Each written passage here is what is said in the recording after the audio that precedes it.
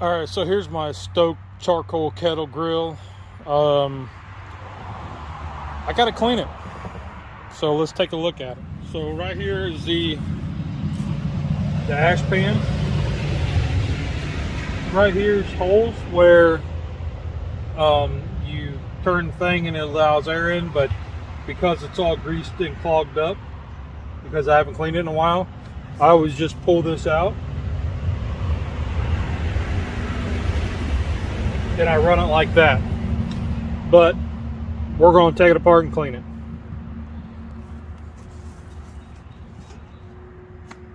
So I have my ash bucket.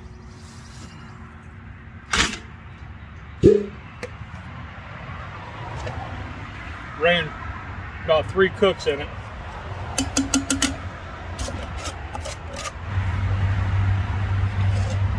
That back into there, and I'll just take the lid off. Alright, so you see I still got wood left from the last cook, whatever. These are cast iron grates, so I'll show you how I clean those up in a little bit. This is a vortex. So you put your coal in here and you light it up, and the heat comes up, hits the top, radiates around, then goes out the exhaust, which is usually back here. As you can tell, it's pretty cruddy.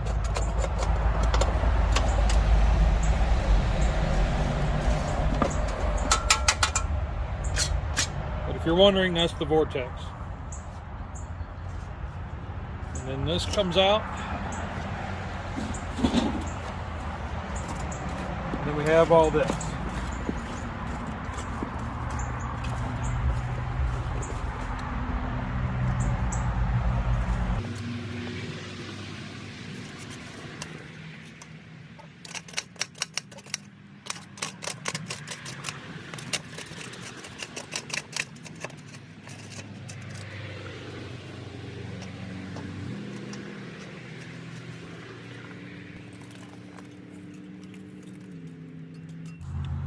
Now you can kind of see all this. Scrape it around.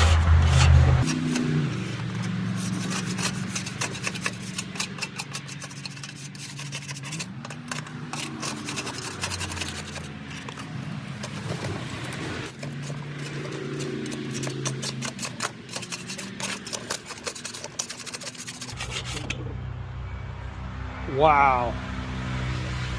Ash and grease, baby.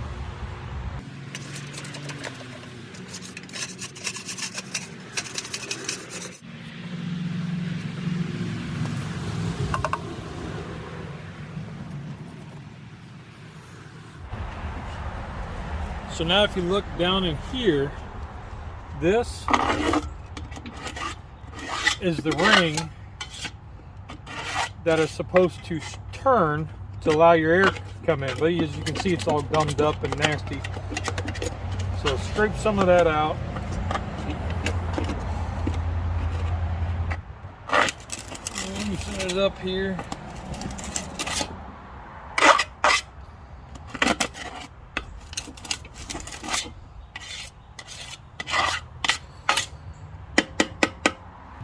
So down here, see here's the little knob, and you see these are all crusted up. So let's see if we can't.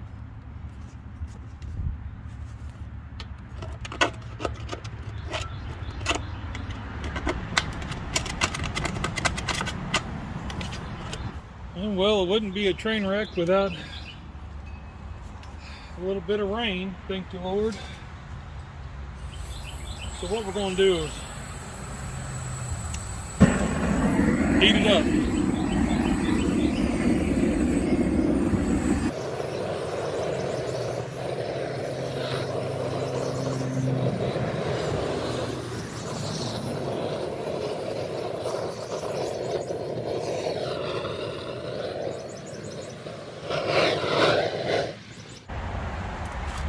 There she goes.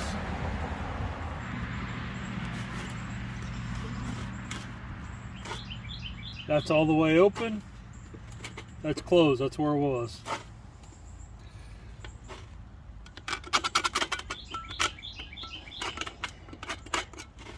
So at least we got it broke free.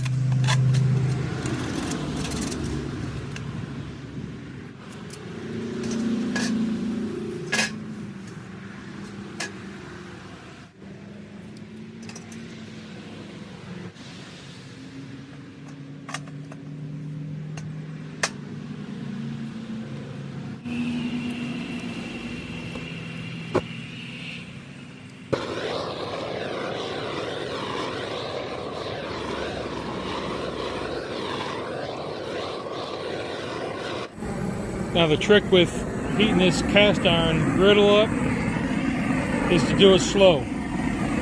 You're running out a lot of heat and you don't want to heat this up too fast because you'll warp it or break it. So you just want to keep it moving to get that nice and hot so you can come back and scrape it.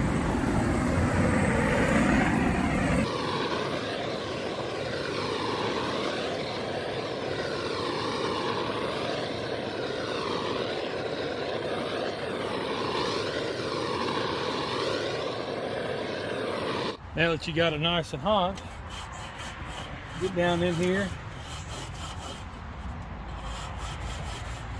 Yeah, you can go like this, but you don't get in between.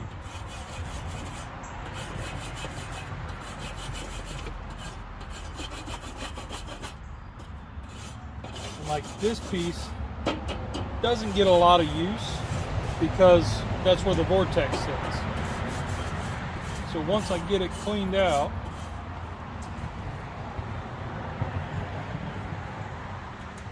pull it out.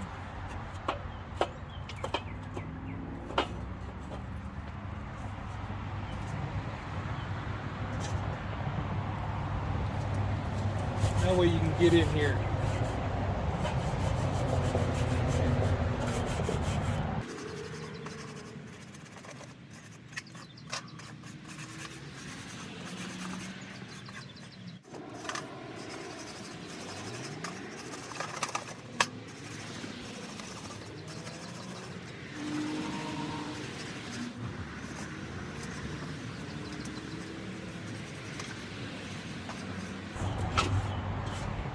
See, then I'll come out this way and run that back through to get this piece here out.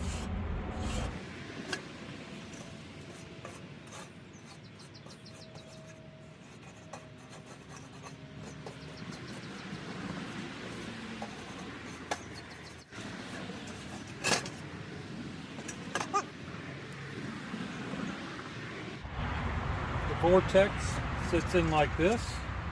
This is the way it came. I mean, you could flip it over so the big part's at the bottom, but this is the way that it came. And it sits on top. There we go. Rub some of that grease back on there. We're all good to go. Slide the ash catcher back in. Put the lid on.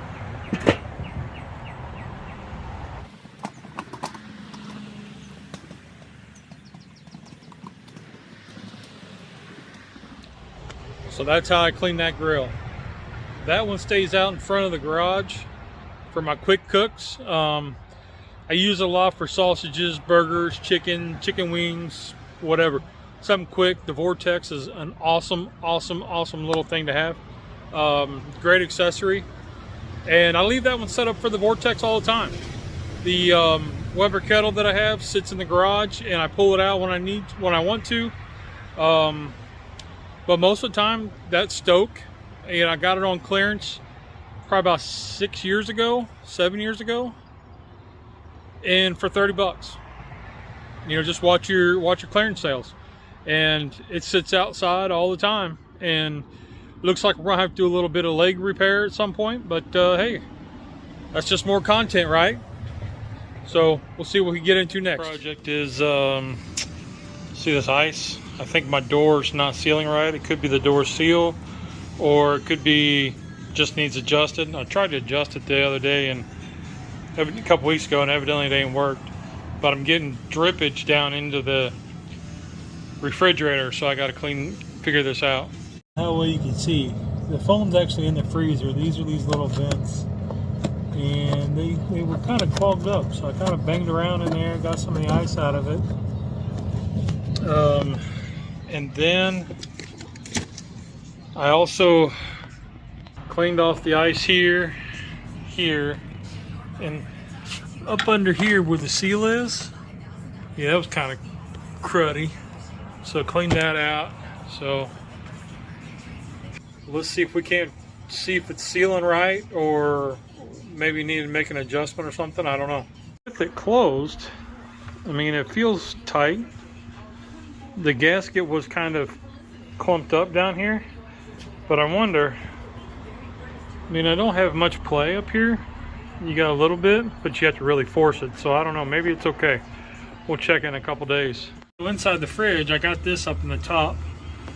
So looks like I got a plug back there, and that could be part of my problem.